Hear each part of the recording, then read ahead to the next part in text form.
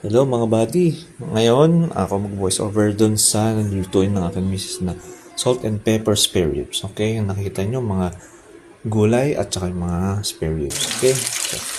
Okay, start na tayo. Mainit na yung mantika. Lagay na natin ang spare ribs sa kumukulong mantika para maluto. While waiting, mag-chop ng gulay. Balikan ulit natin. Ayan, kapag brown na, pwede natin hanguin. Lagyan natin sa strainer para matanggal ang mantika. Then, ito, yung nakita nyo kanina is yung sinigang na kasabay ng salted pepper spare ribs. Okay, ito, try natin. Harap. Diyan pa lang, panalo na. Okay, ito rin, sinigang. Panalo na rin. Wow.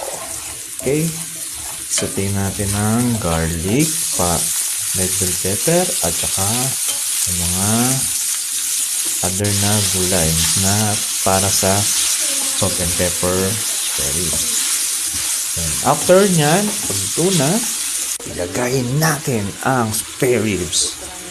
Tapos, para mas lalo sumarap at dumagdag ang lasa, lagyan natin ng spices. Ayan, mga buddy. Ayan na. Ang sarap. Sinigang at saka salt and